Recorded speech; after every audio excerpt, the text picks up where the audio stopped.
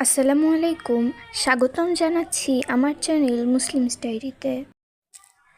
রাষ্ট্রপ্রধানের জবাবদিহিতা। মুহাম্মদ বিন ওবায়দুল্লাহ হতে বর্ণিত, তিনি বলেন, একদা দ্বিতীয় খলিফা ওমর রাদিয়াল্লাহু তাআলা আনহু এর নিকটে কিছু কাপড় আসলে তিনি সেগুলি হকদারগণের মাঝে বণ্টন করে দেন। এতে আমাদের প্রত্যেকে একটি করে কাপড় পেল, কিন্তু তিনি নিজে দুটি কাপড় দিয়ে তৈরি একটি পোশাক পরিধান করে খুতবা দেওয়ার জন্য মিম্বারে আরোহণ করলেন।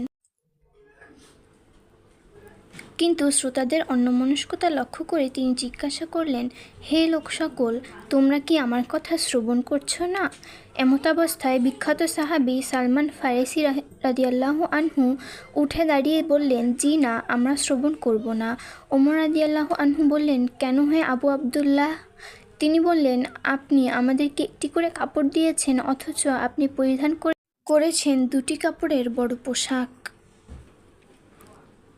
ওমর রাদিয়াল্লাহু আনহু বললেন, ব্যস্ত হইও না হে আবু আবদুল্লাহ। অতঃপর তিনি ছেলে আবদুল্লাহ বিন ওমর রাদিয়াল্লাহু আনহু এর দিকে ইশারা করলে তিনি উঠে দাঁড়ালেন। অতঃপর ওমর রাদিয়াল্লাহু তাআলা আনহু বললেন, আমি আল্লাহর কসম করে জিজ্ঞেস করছি, আমার পোশাকে যে অতিরিক্ত কাপড় রয়েছে সেটা কি তোমার নয়? আবদুল্লাহ বিন ওমর রাদিয়াল্লাহু আনহু বললেন, জি আমার। অতঃপর সালমান ফারিসি রাদিয়াল্লাহু আনহু বললেন, এখন আপনি বক্তব্য শুরু করুন, আমরা শ্রবণ করব। ইবনুল কাইয়িম ইলামুল মুওয়াক্কিঈন 2/123, সিফাতুস সাফওয়াহ 1/203। শিক্ষা: রাষ্ট্রপ্রধান জবাবদিহিতার ঊর্ধ্বে নন। তাকে পরকালে যেমন আল্লাহর কাছে দায়িত্ব সম্পর্কে জবাবদিহি করতে হবে, তেমনি দুনিয়াতেও তিনি জনগণের কাছে দায়বদ্ধ থাকবেন। ভিডিওটি ভালো লাগলে লাইক, কমেন্ট, শেয়ার এবং সাবস্ক্রাইব করে আমাদের পাশেই থাকুন। আল্লাহ হাফেজ।